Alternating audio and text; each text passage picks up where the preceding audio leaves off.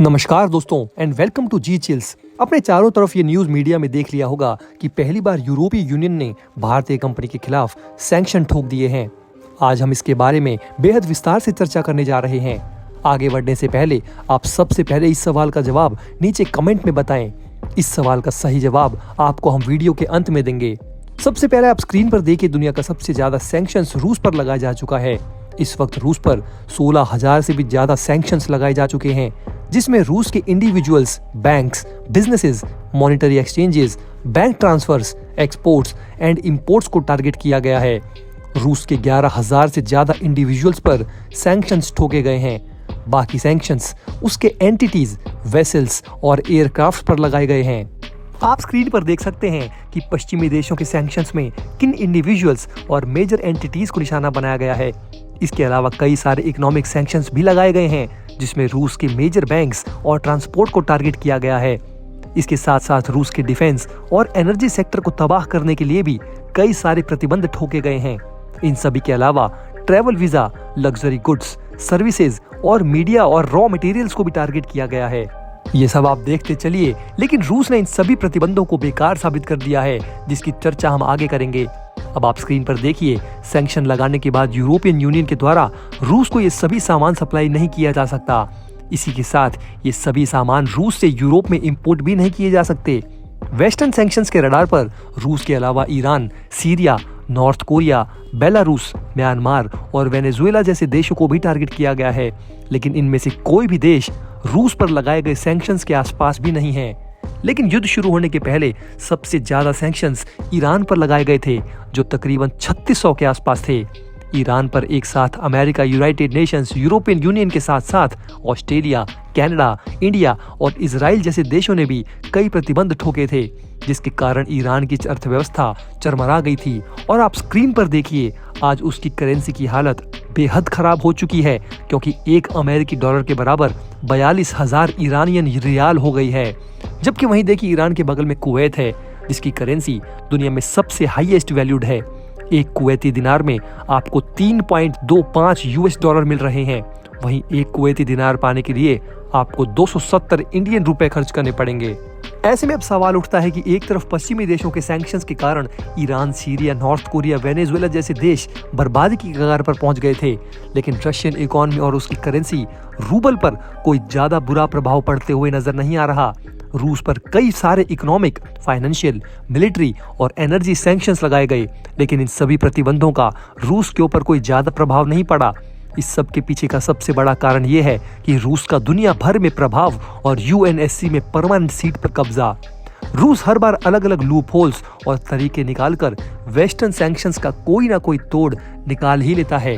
Waste के प्रतिबंधों ने रूस पर कुछ नकारात्मक प्रभाव जरूर डाले हैं, क्योंकि शॉर्ट टर्म में इसके लिए ट्रेडिशनल ट्रेड और एनर्जी कनेक्शंस में बदलाव आया है।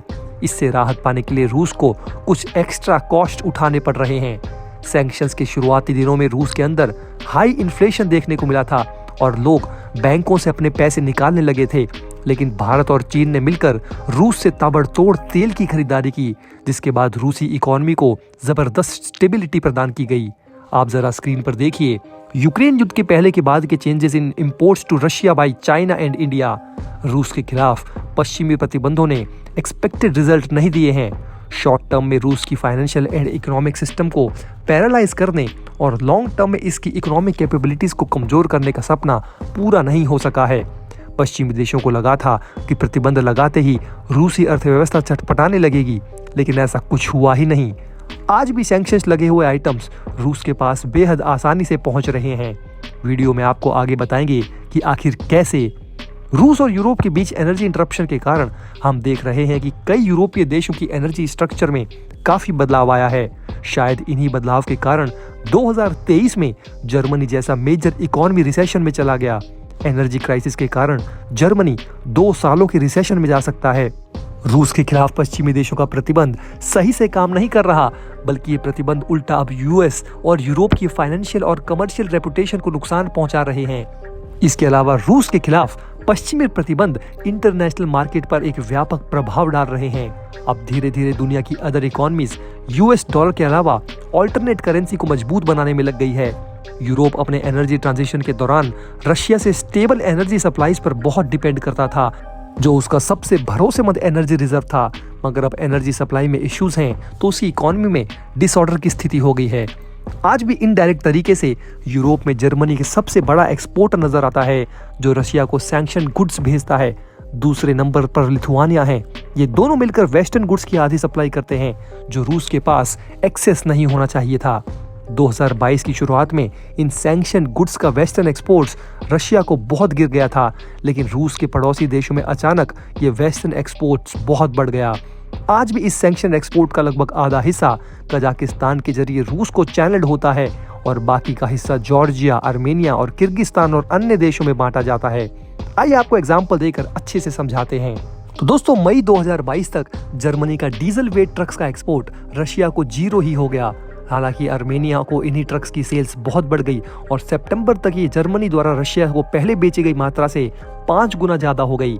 मतलब ये अनुमान लगाया जाने लगा कि जर्मनी का ये बैंड ट्रक्स आर्मेनिया के रास्ते रूस पहुंचने लगा, जिसका इस्तेमाल रूसी सैनिक यूक्रेन में तबाही मचाने के लिए करते रहे। जून 2022 तक जर्मनी ने कजाकिस्तान को कोई भी पॉलाइमाइड्स लगभग नहीं भेजे थे। सैंक्शंस लगने के बाद कजाकिस्तानी डिमांड इन केमिकल्स के लिए बहुत बढ़ गई और अक्टूबर तक ये 200 टन जर्मन प्रोड्यूसर से इंपोर्ट कर रहा था। बाद में ये अंदाजा लगाया गया कि सभी माल कजाकिस्तान के रास्ते रूस पहुंच रहे हैं। वहीं दूसरी तरफ रूसी तेल कजाकिस्तान के रास्ते जर्मनी पहुंचने को तैयार है। चीन भी कजाकिस्तान के रास्ते काफी सारे ब्रांड प्रोडक्ट्स रूस को सप्लाई करता रहा है। लिथुआनिया भी बेलारूस के रास्ते रशिया को सैंक्शन गुड्स एक्सपोर्ट कर रहा है। बेलारूस में भी कार्स की डिमांड इतनी अचानक बढ़ने की संभावना नहीं है। ऐसा लगता है कि ये गुड्स रशिया जा रहे हैं। इन सभी देशों के अलावा भारत, चीन, श्रीलंका, तुर्की जैसे देश भी रूस को इनडायरेक्ट तरीके से मदद पहुंचाते नजर आए हैं। इसी कारण अब यूरोपियन यूनियन ने भारत और चीन की कंपनियों को भी टारगेट करना शुरू कर दिया है। एक भारतीय कंपनी पर यह आरोप लगाया जा रहा है कि उसने रूस को बैन किए गए कंपोनेंट्स और टेक्नोलॉजी पहुंचाकर उसे युद्ध में मदद पहुंचाई है। इस सैंक्शन लिस्ट में भारत और चीन के अलावा श्रीलंका, तुर्की, थाईलैंड, सर्बिया, नॉर्थ कोरिया और कजाकिस्तान की कंपनियां भी शामिल हैं। कुल मिलाकर 200 कंपनियों और व्यक्तियों पर प्रतिबंध लगाए जा रहे हैं।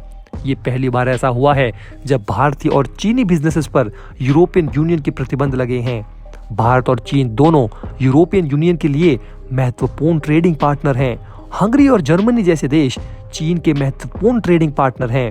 लेकिन अब प्रतिबंध का मतलब है कि इन कंपनियों को यूरोपीय संघ में यात्रा करने का व्यापार करने से रोका जा रहा है। यूक्रेन युद्ध के बाद रूस के खिलाफ लगाया गया यूरोपियन संघ का ये 13वां प्रतिबंध पैकेज है। आइए दोस्तों, अब आपको सवाल का जवाब दे देते हैं जो हमने वीडियो की शुरुआत में आपसे पूछा था।